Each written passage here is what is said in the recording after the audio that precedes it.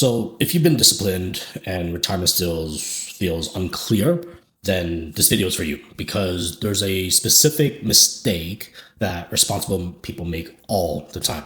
It's again not lazy people, not reckless people, but disciplined people. And it's not a budgeting mistake or you didn't invest early enough. It's a thinking mistake. It's a structural misunderstanding, if you may. And once you see it, a lot of your uncertainty will make sense. So let's label it very clearly so there's no ambiguity here. The mistake is that people confuse a good plan with a good projection. That's the distinct mistake. So people who confuse a good plan or a good projection with a durable plan, to simplify, a projection is math on paper. Okay, a plan is something that actually survives reality. So disciplined people often have projections, right? They have charts, they have average returns, they have, hey, if I keep doing this, and it looks fine, right? So they assume that they're fine. But later in life, that assumption can get, well, expensive because retirement isn't decided by how your plan looks on the average portfolio. It's decided by what happens when the average scenario doesn't show up. Okay, so I'm going to teach this properly using the exact structure we use on this channel. So the concept one, right, is projection thinking. So let me define it. So projection thinking is when your confidence comes from, well, a forecast. It's not from stress tested durability. It's from a line in a chart. And what people believe is if the projection says, hey, I'm on track, then hey, I'm on track, right? And this is how it starts to show up in real plans. So they check the retirement calculator, they see a number like, oh, hey, at age 65, and based off of that, they feel relief. Or they see a number that's short, and on the other hand, they feel a lot of panic, right? Either way, their emotional state is being set by a forecast. Why it feels reasonable is because the human brain wants certainty, and a projection feels like certainty. It gives you a story, it gives you a path, it gives you a sense of control. Why this would break down after 40 is because after 40, the cost of being wrong increases. And projections are wrong all the time, right? For reasons that matter more later in life. So you kept your eyes on the market over the last couple of years, you've realized markets don't move smoothly, right? Inflation is not constant. Life isn't linear, but bad timing can lock in damage. So a projection can look good while the underlying plan is fragile. And that's really mistake number one. But there's a second order of consequence. There's a deeper mistake underneath of it, and this is the big one. Concept number two is the average returns thinking. This is the core illusion. Average returns thinking is when people assume, hey, if markets average 7%, then my future will look like, this is what my future will look like at 7%.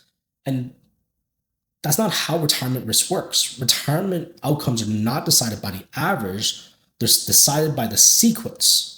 So when returns happen, or when returns happen matters, and when losses happen, that matters as well. And when you start drawing the money, matters even more. What people believe is that, hey, I'm invested long term, so short term doesn't matter. So they build a plan that assumes I'll always get the average. They don't model what happens if the first few years are bad. They don't model multiple stressors at once. They don't model time compression. There's that word again, time compression. And look, I can't blame them because why it feels reasonable is because the advice worked when you were younger, in your 20s, in your early 30s, right? When you're 25, a downturn in the market is an inconvenience, right? But you have decades to recover. But what happens after 40 is that you're moving towards the phase where your plan must start paying you. And the first years of retirement are not just, hey, it's another period. They're structurally decisive. And this is why disciplined people can do everything right and still feel uneasy. The brain is noticing they're relying on averages when life will deliver sequences. That's accuracy, that's not weakness. So here is the real distinction. A plan is fragile when it only works if all normal conditions hold. A plan is durable, it still works under stress. Let's make that concrete. So a fragile plan says, as long as I get the average returns and nothing weird happens, I'm gonna be fine.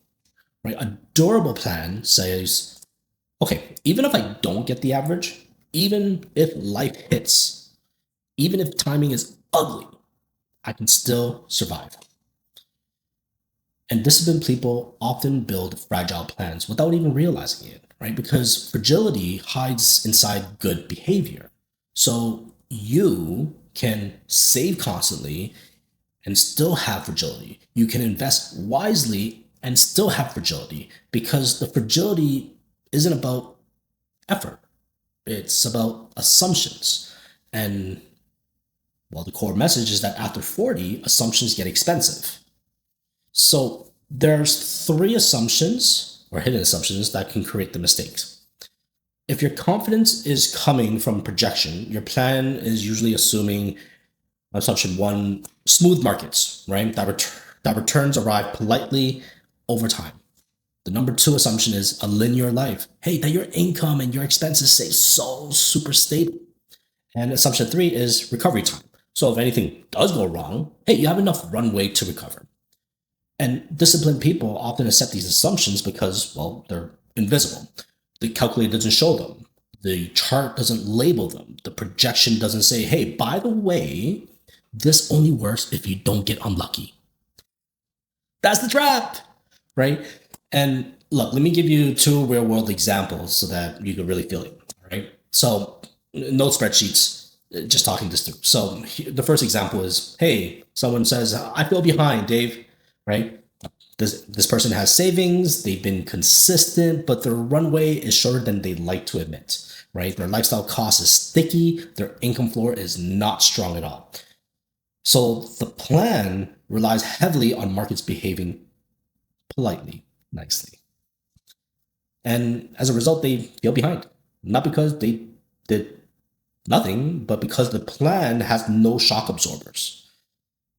The second example is someone who says, hey, I'm doing well, but I just don't trust the numbers. I don't have full confidence in.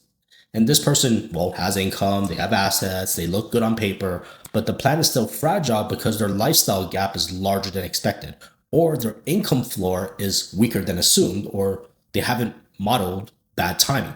And they're not anxious, they're because they're rational. They're uneasy because they haven't stress tested fragility. And to summarize, it's really just the same mistake, just a different entry point, but it's the same exact mechanics. Now, this is how you self-diagnose, right? It's not homework, but here's a quick test. If you hear yourself saying, I think I'm fine because the projection says I'm fine, you're probably relying on averages more than you realize. And I want you to ask yourself three questions.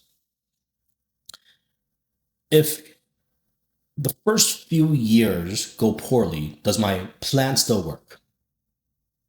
If life becomes nonlinear, so health, family, income, does my plan bend or snap? And if inflation stays higher longer, do I have a buffer or do I just have hope? If those questions bother you, good. That means you're finally looking at the right layer. What this channel will do next. This channel is not here to sell you anything. It's here to teach you how to think, so you can stop borrowing confidence from forecasts. Over time, we'll talk about things like sequence risk, margin for error, durability, because the goal isn't let me make you feel good, right? The goal is to be structurally okay. So in the next video, we're going to challenge one of the most common coping stories.